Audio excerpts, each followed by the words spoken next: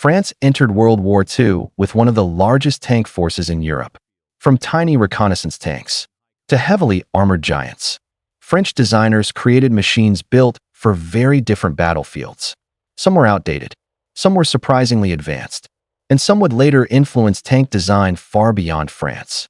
This is the complete story of the major French tanks used during World War II. The French approach to tank warfare. French tank development began long before the Second World War.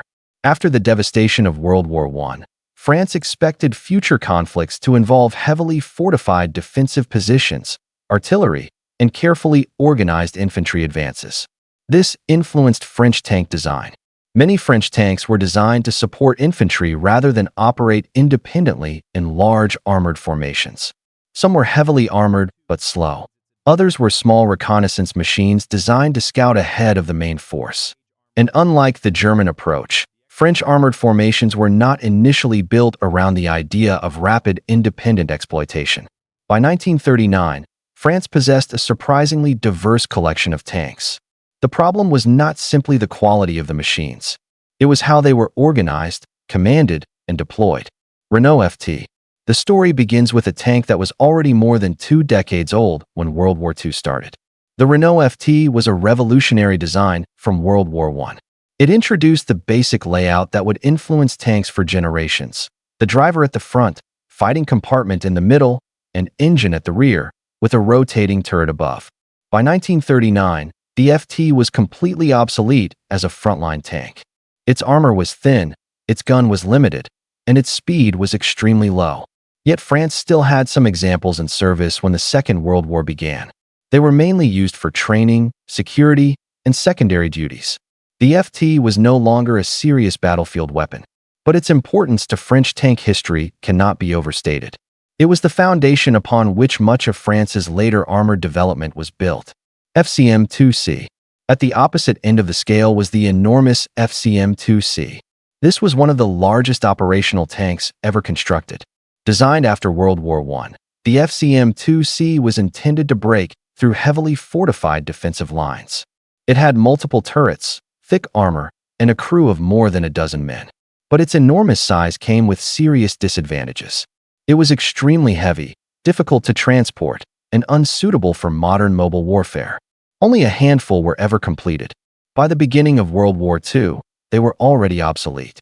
The FCM-2C never became the battlefield monster its designers had imagined. Instead, it became a symbol of an earlier generation of French armored thinking. Renault D1. The Renault D1 represented a transition toward the modern French infantry tank. Introduced during the interwar period, it was significantly more capable than the Renault FT. It carried a larger gun, had thicker armor, and was designed to accompany infantry formations. The D1 also introduced lessons that would influence later French tanks. However, it was already becoming outdated by the time France entered World War II. Its relatively small production run meant that it played only a limited role in the 1940 campaign. Still, the D1 was an important stepping stone toward France's next generation of armored vehicles. Renault D2. The Renault D2 was an improved development of the D1. It received better armor and a more powerful main gun, making it considerably more capable against contemporary threats. The D2 was intended to operate with infantry and provide heavier firepower, but only a relatively small number were built. During the Battle of France, D2s saw combat against German forces. They could be difficult opponents because of their armor and firepower. However, their limited numbers and France's rapidly deteriorating strategic situation prevented them from having a major impact on the campaign. AMR-33. Not every French tank was designed to fight enemy tanks. The AMR-33 was a light reconnaissance tank. Small, fast, and lightly armored, it was designed to scout ahead of larger formations and provide information about enemy positions. Its compact size made it useful for reconnaissance, but its thin protection meant that it could not survive against serious anti-tank weapons. The AMR-33 reflected an important part of French doctrine.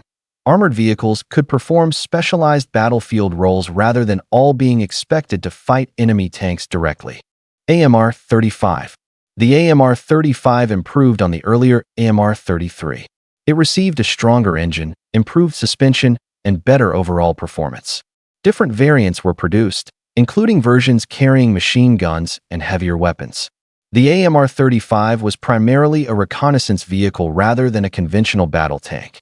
During the 1940 campaign, these small vehicles were used by French cavalry formations.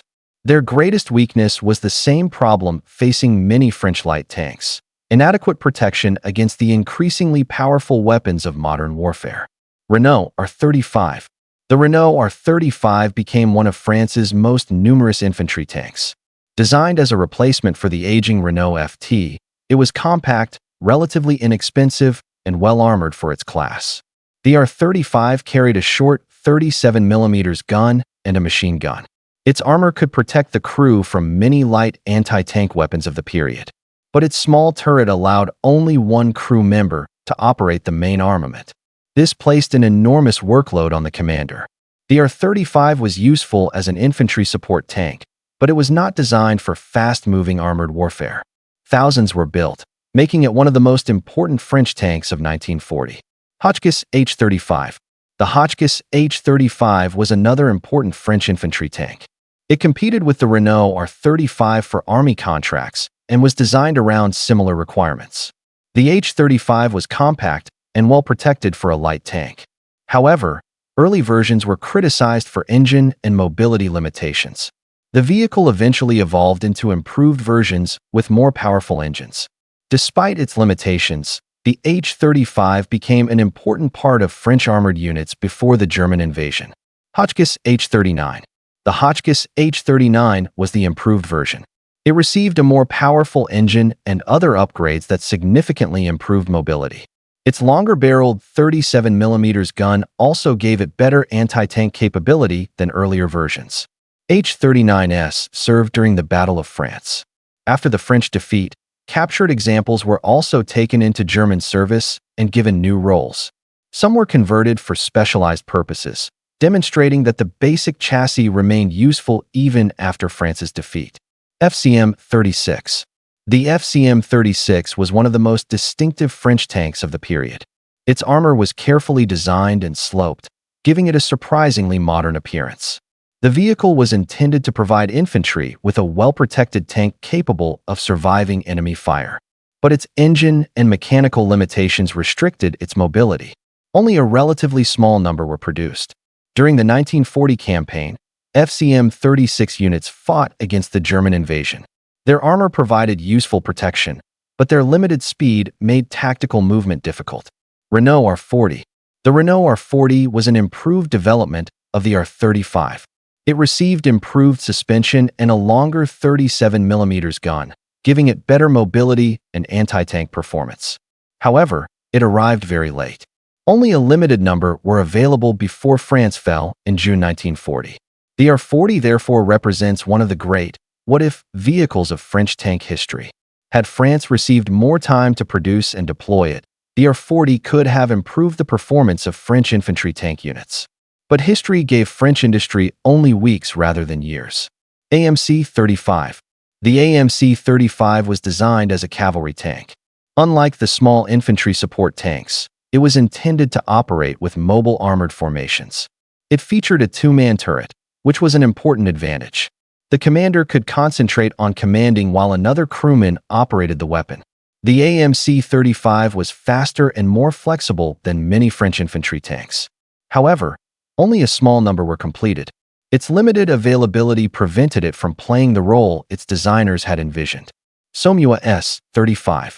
The SOMUA S35 was one of the most capable French tanks of 1940.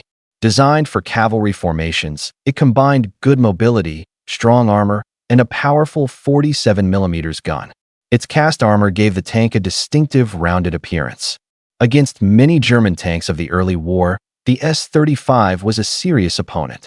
It could absorb punishment and deliver effective fire at useful ranges. But it still suffered from the French one-man turret. The commander was responsible for observing the battlefield, commanding the vehicle, loading the gun, and firing it. That workload became a major disadvantage during fast-moving combat. The S-35 remains one of the most famous French tanks of World War II, and one of the clearest examples of a tank whose design was better than the doctrine surrounding it. Char B1. Then came France's heavy infantry tank. The Char B1 was built for a very different battlefield. It was heavily armored and carried two main weapons. A 75mm gun was mounted in the front hull, while a 47mm gun occupied the turret. This gave the Char B1 impressive firepower for its time. Its thick armor also made it extremely difficult for many German tanks to destroy from the front. The problem was complexity. The Char B1 required a large crew and considerable maintenance. The hull-mounted 75mm gun also had limited traverse, meaning the driver played an important role in aiming the vehicle. Despite these limitations, the Char B1 could be devastating when used correctly. Char B1 bis. The Char B1 bis was the improved version. It received thicker armor, a more powerful turret arrangement, and greater battlefield protection. During the Battle of France, some Char B1 bis tanks demonstrated just how difficult French heavy armor could be to defeat. One famous example, named Barrasque, reportedly survived numerous hits during combat. German anti-tank crews sometimes struggled to penetrate the B1 bis from the front. But armor alone could not stop the German advance.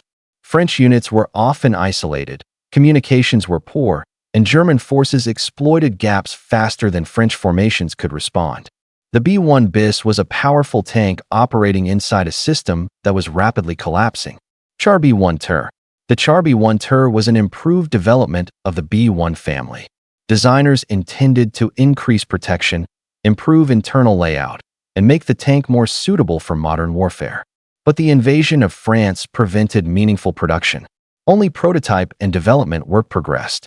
The B1 Tur therefore remained a symbol of what French heavy tank development might have become if the war had continued under different circumstances. French tanks after the fall of France. The fall of France did not end the story of French tanks. Captured French vehicles were reused by Germany.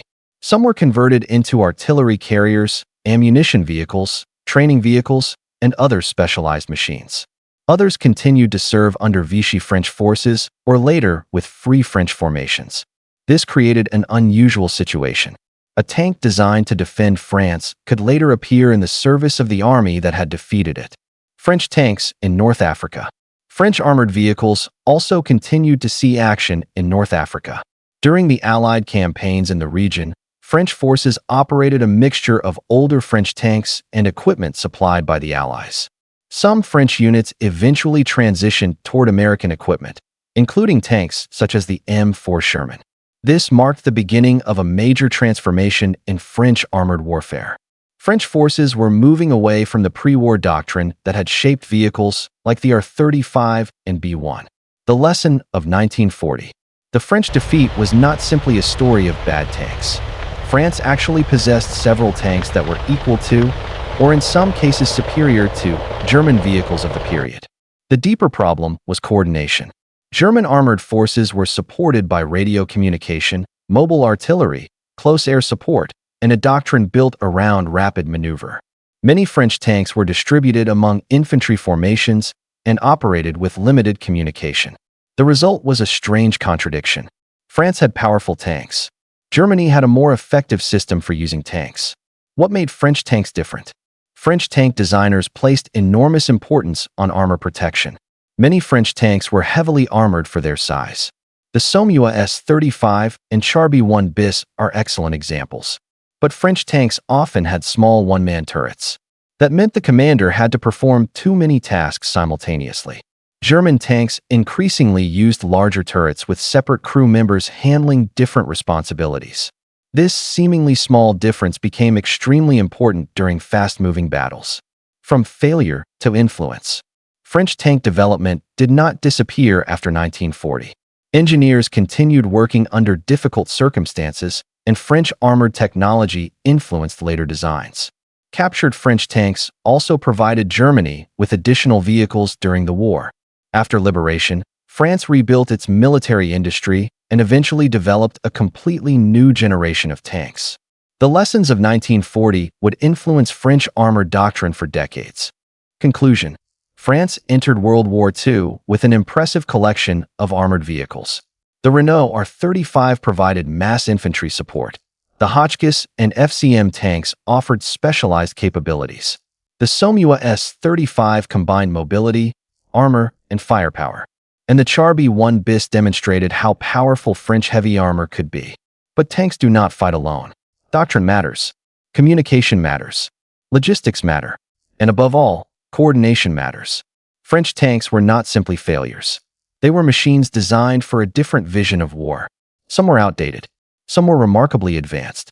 And some were powerful enough to surprise the enemy. Their story is ultimately a lesson in military history. Having the right tank is important.